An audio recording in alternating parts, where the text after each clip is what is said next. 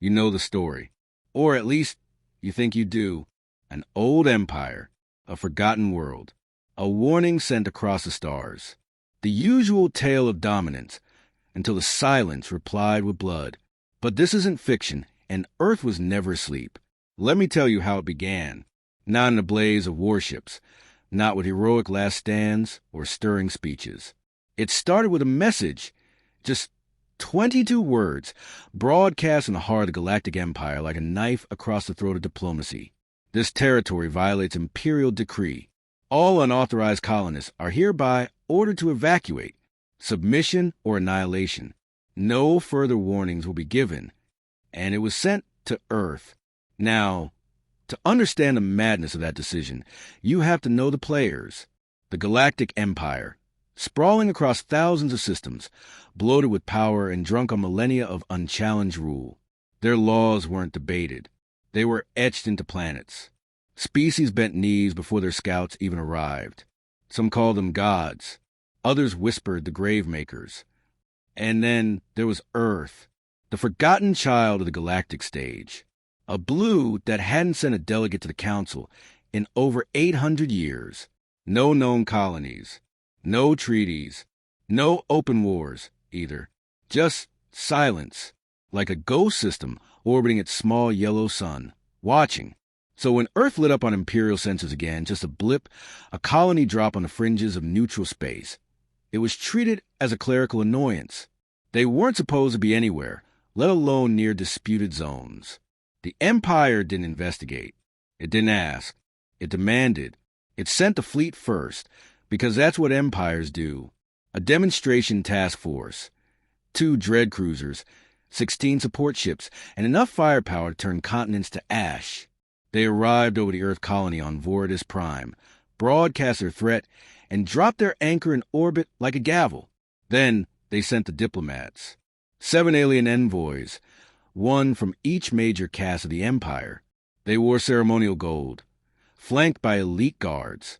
They spoke languages woven in genetic memory, expecting awe, fear, and surrender. Instead, they were met by Ambassador Lyrakeen. No fanfare, no planetary parade. Just one human in a gray suit, standing on a platform of mirrored steel, with the galaxy's most powerful dignitaries facing her like a jury expecting confession. Your colony violates our dominion, hissed a Loran envoy, a towering reptilian with jeweled spines. You have no right to be here.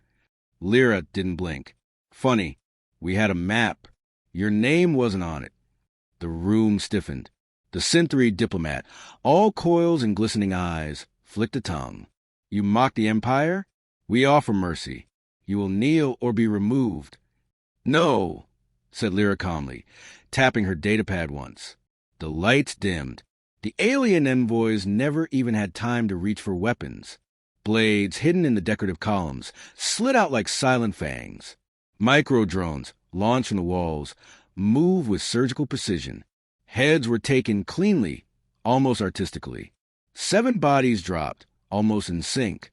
The guards, incapacitated before the first footstep. The entire room, constructed to Imperial diplomatic standards, had been rebuilt subtly, atom by atom, to serve one purpose: a trap. Within 90 seconds, Earth had executed the entire Imperial diplomatic delegation, without firing a single bullet. The footage was not leaked. It was sent, directly. Every Empire-controlled broadcast terminal blinked once, then displayed a single moment. The 7 heads of their envoys, cleanly severed, floating in cryostasis, their expressions frozen in arrogance and fear. A voice, human, clear, emotionless, spoke over it. We do not respond to threats. Your representatives have been returned. Earth acknowledges your concern. We advise silence. The galaxy trembled. But the Empire? They didn't get it. Not yet. They thought it was a bluff. A rogue human colony acting out. They dismissed it as terrorism dressed in theater. Earth, they said, would beg when the Real fleets came. But those who truly listened, the spies, the deep intel officers, the rival factions watching from the shadows, they knew something horrifying. Earth had not been idle. No civilization disappears for 800 years by accident. And certainly not humanity, the race that once leapt from the moon to Mars with nothing but duct tape and defiance. They had gone quiet, but not because they were weak, because they were preparing. While the rest of the galaxy debated ethics and economies, Earth had rewritten physics, built weapons that folded reality, cultivated AIs that could think in dimensions the Empire hadn't even discovered, learned how to erase presence, mask intent, and strike without warning. And more than anything, they learned patience. So when the Empire sent their threat, Earth responded not with panic, but with purpose, with heads. And the real war hadn't even started. The Empire believed Earth had only responded.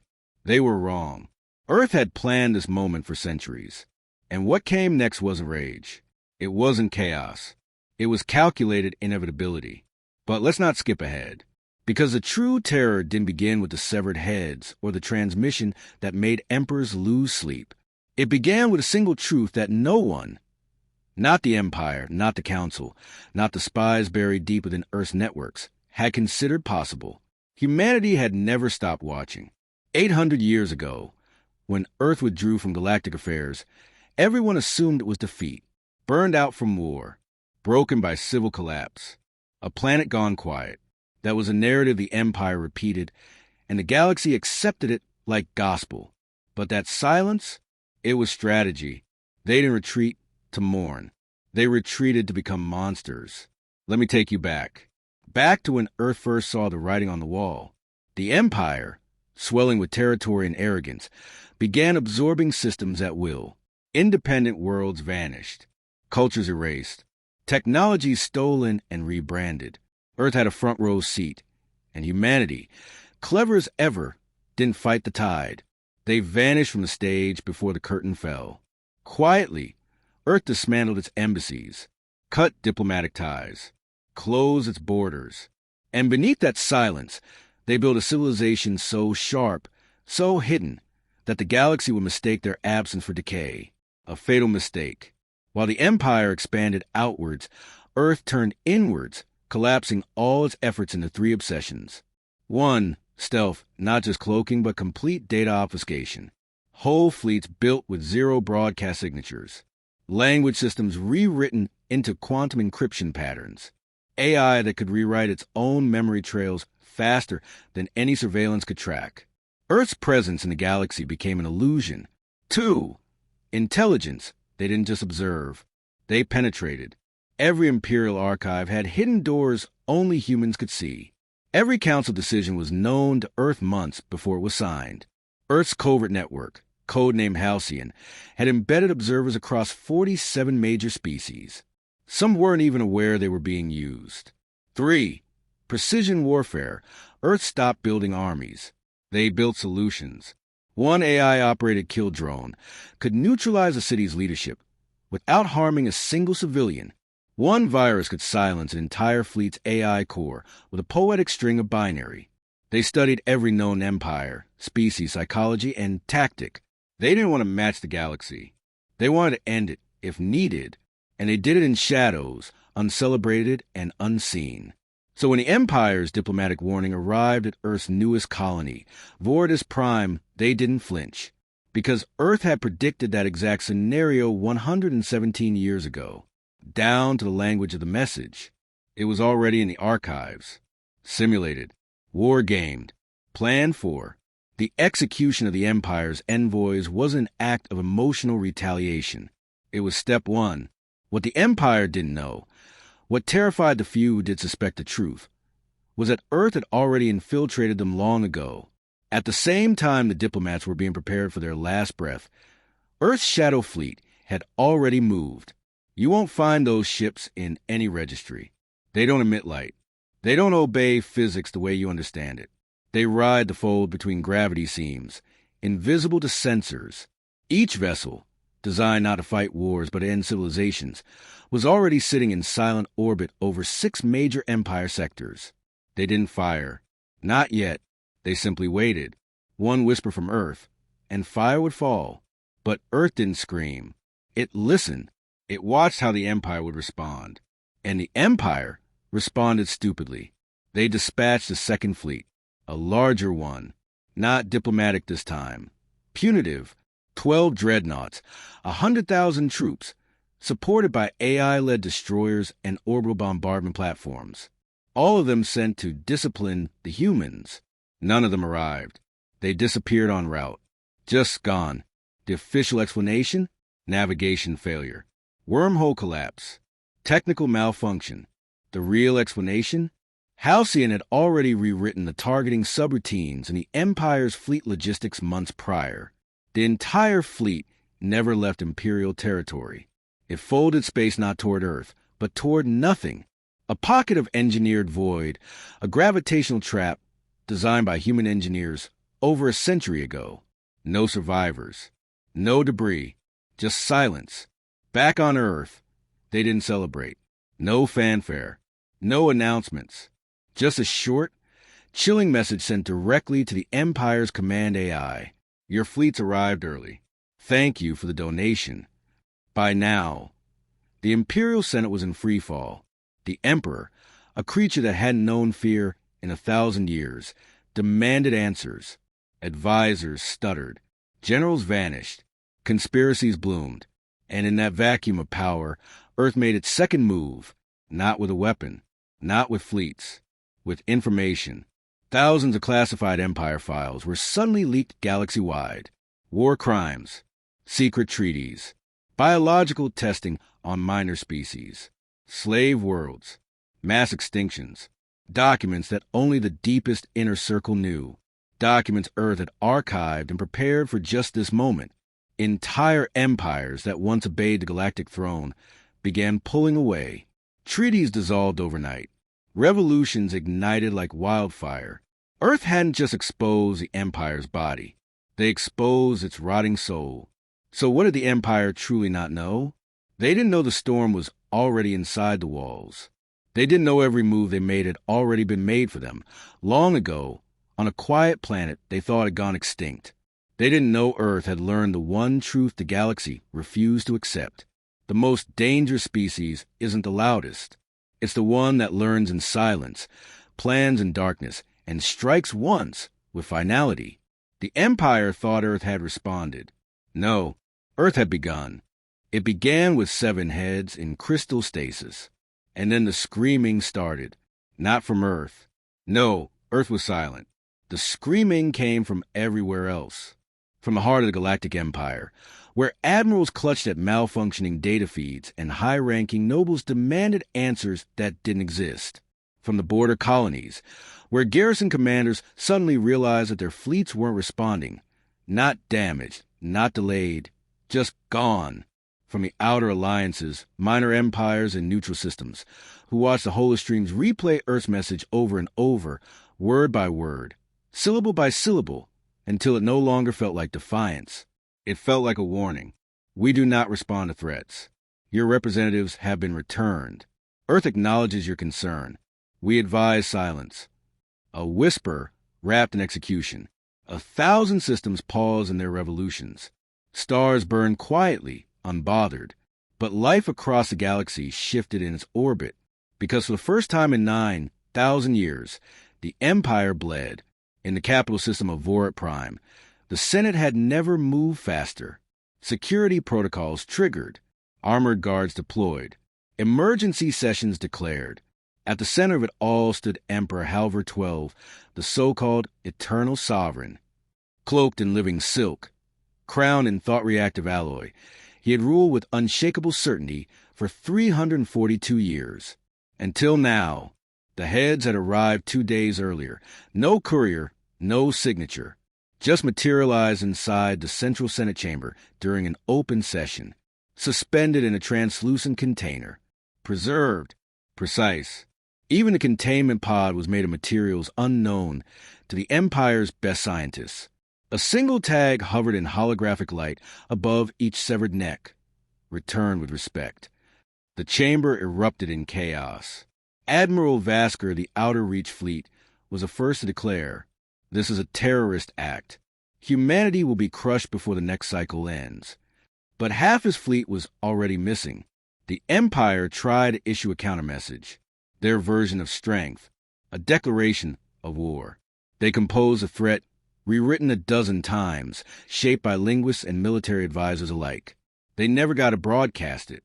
The Galactic Communication Relay Zeta Prime, went dark the moment they hit transmit. 1 second it was operational. The next, it simply ceased to exist. Not destroyed, not jammed, just erased, a hole where a star station should be. By the third day, fear no longer lived in the shadows. Every major broadcast in the Empire featured hushed tones and scrambled analysts. Civil unrest flared on fringe worlds. Anti-imperial movements, once beaten into extinction, began rising again with new slogans. If Earth stands, so can we. And far worse than rebellion was silence, because Earth didn't respond again. No retaliation, no statements, no armies, just that first act. One move on the board, and then nothing. And that terrified the Empire most. War they understood. Rebellion they could crush. But this was something else entirely. This was a species that had evolved past posturing. That didn't posture at all.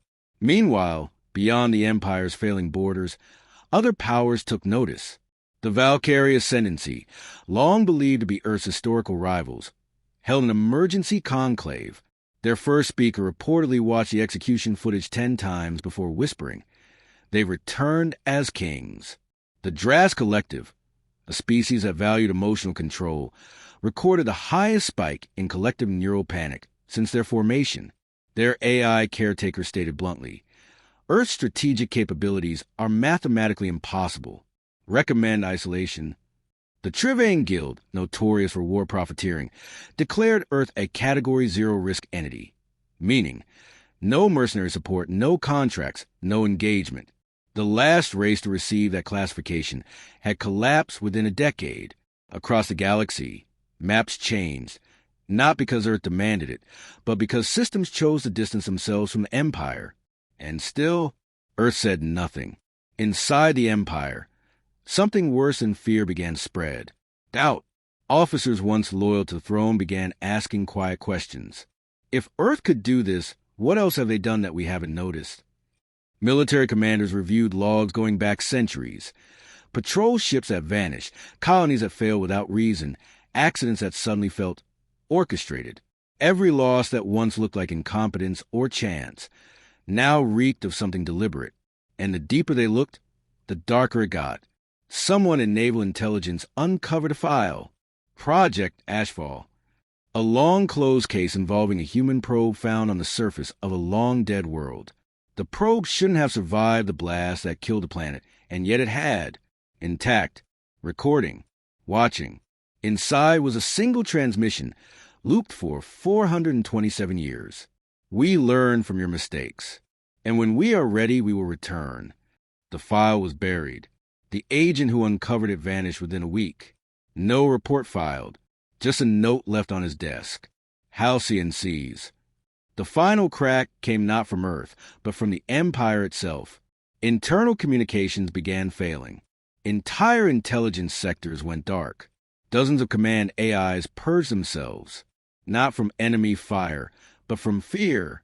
Earth had somehow inserted a logic virus, an elegant infection of thought, into the Empire's strategic systems. A simple paradox. If Earth has outplayed you once, how can you trust your own data now? Some AIs deleted themselves to try to solve it. In desperation, the Emperor summoned the Shadow Cabinet, a secret council of the most powerful beings in the galaxy, ruthless, ancient, ungovernable. He showed them the heads, the erased fleet logs, the dead relay. He demanded war. The Shadow Cabinet only laughed. Or rather, one of them laughed. The rest just stared at the footage of Ambassador Lyra Keen, still frame by still frame, like she were a ghost in a nightmare. One finally said, if they'd wanted war, we'd already be dust. The Empire didn't fall that day, but something inside it died. Its pride, its certainty, its belief that no one could challenge it. Because Earth hadn't just responded with violence. They responded with irreversibility. They didn't make demands. They didn't ask for recognition. They didn't threaten retaliation. They simply reminded the galaxy of a terrible truth. You don't get to threaten the apex predator. And now, Everyone had to ask the question no one wanted to face. If this was just their opening move, what's Earth truly capable of? It didn't start with a declaration. Earth didn't wave flags. They didn't chant in unison or ignite the stars with ceremonial fire. No, the war began like a blade sliding between ribs. Quiet, precise, already fatal before you realize you've been struck. Because humanity never fought for the stage. They fought to finish. The Empire had seen war. Gods. It had written the doctrine on it. Endless cycles of conquest, suppression, resistance, and subjugation. It had starved planets, shattered moons, vaporized cities just to make a point. But all that power, all those millennia of war strategy, meant nothing when facing an enemy that had not only read your playbook, but had rewritten it in silence 3 centuries ago. Earth's war doctrine wasn't built on scale. It was built on surgical certainty. No armies marching in columns. No fleets darkening the sky. Earth didn't move in masses. They moved in certainties. It began with the decapitation strikes. The phrase sounded poetic, until the galaxy realized it was literal.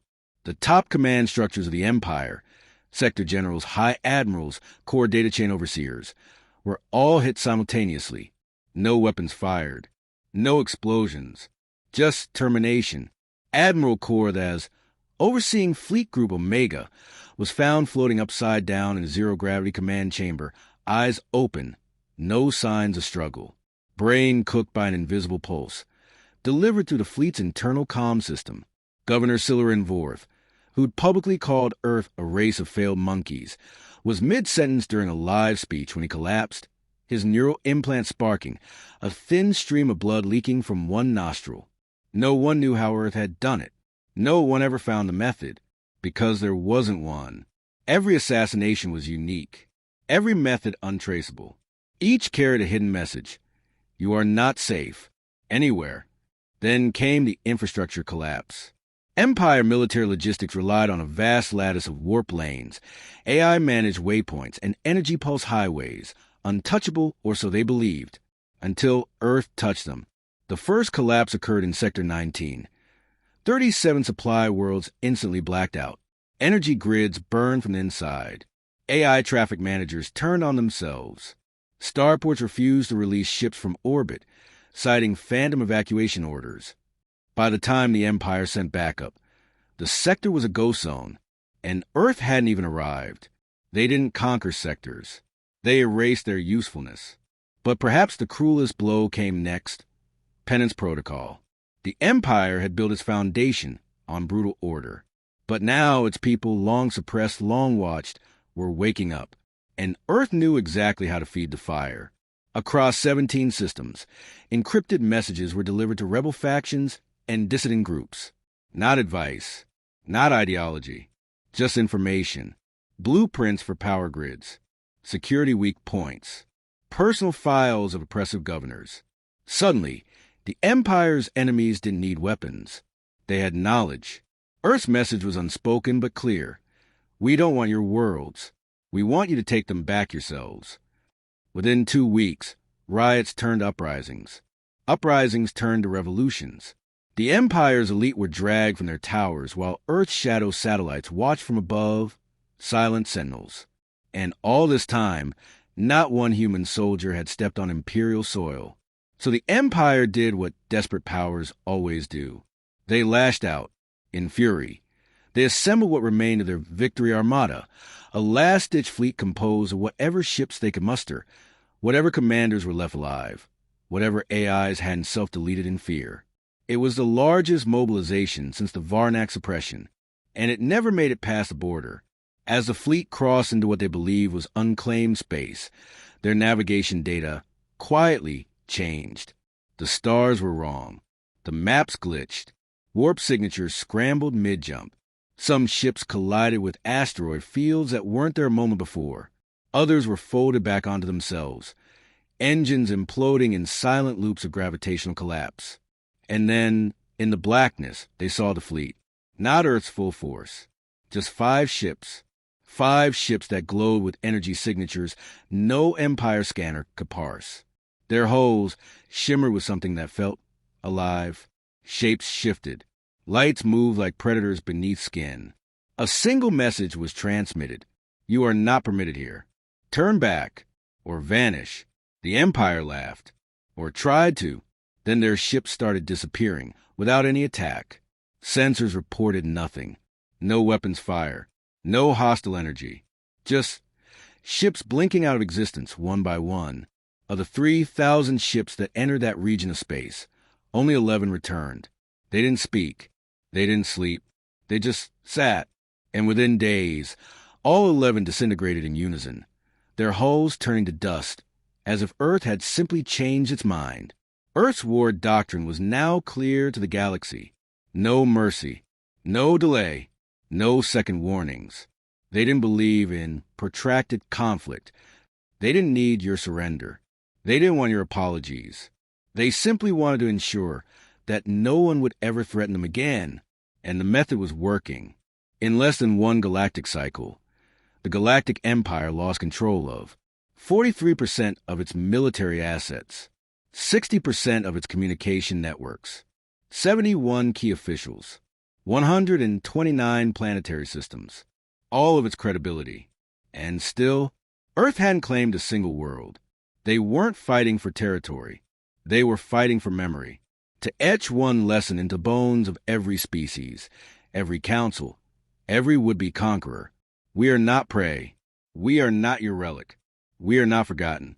We are the shadow at your throat, the silence behind your threat. And we do not kneel. Empires rise. Empires fall. But what Earth had become wasn't an empire at all. It was something new, something ancient, something inevitable. And when they struck, they did it with one rule etched in every algorithm and every soldier's mind: make it permanent. It ended not with fire, but with silence. No parades, no triumphant declaration, no imperial surrender broadcast from trembling lips. The Galactic Empire, the oldest, proudest, most feared dominion in known history, simply ceased to matter. And Earth did what no species had done before. They broke an empire without ever claiming a throne, because that was never their goal. They didn't want to rule. They wanted to remind. When the last of the Empire's military command was dismantled, its leaders assassinated or vanished, its fleet scattered into stardust, the galaxy expected a takeover. Billions of eyes turned toward Earth's colonies. Would they march in now, redesign borders, install governors? Instead, Earth's systems went dark again. All of them. No open transmissions. No further messages. Not even a whispered demand. Just one final broadcast. A voice, calm, unmistakably human, spoke only once. Balance has been restored. This was not conquest. It was correction. Remain in peace, or we will return louder. And just like that, Earth disconnected. Not a single ship left behind. No embassies. No garrisons.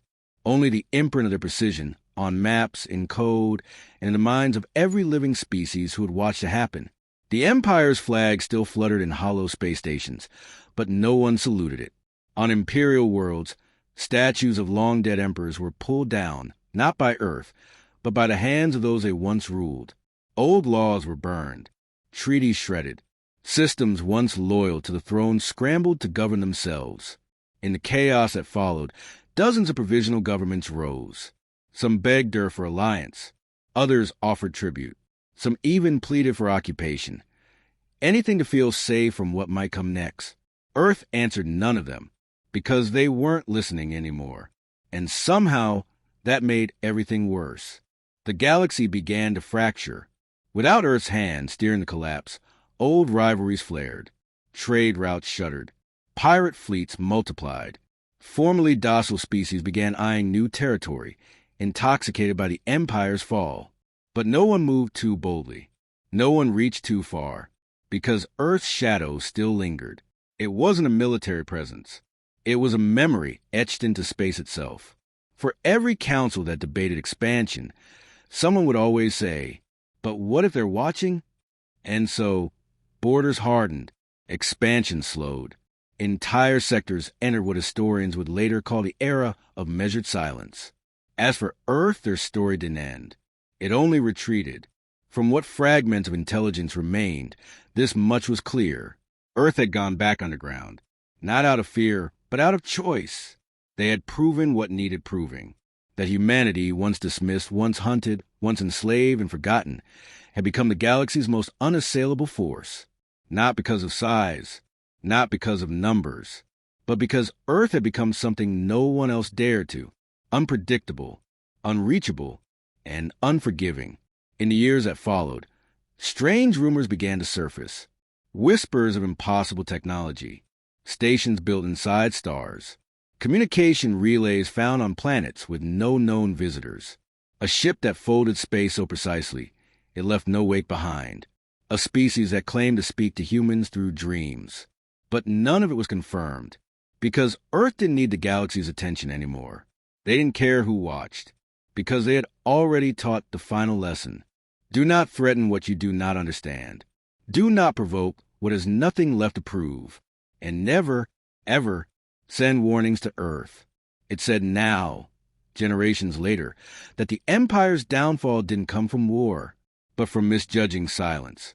They thought Earth was quiet because it was weak, because it had nothing left. But silence, they learned too late, was preparation. It was the sharpening of blades, the stillness before a killing strike. And when Earth rose, it did so not for conquest, but to make an example that now echoes across every moon, station, and capital in the galaxy, not in banners, not in fleets, but in fear. Even now, as new powers rise and old borders are redrawn, children are still told a warning before sleep. Never threaten the blue world. The ghosts of Earth are always listening. And when an alien diplomat speaks too boldly, when a new ruler starts to believe they're untouchable, they're handed a simple file, a hollow image of 7 severed heads, suspended in stasis, tagged with a single phrase, return with respect. Because Earth doesn't need to shout. They already spoke, and now the galaxy speaks for them, in whispers,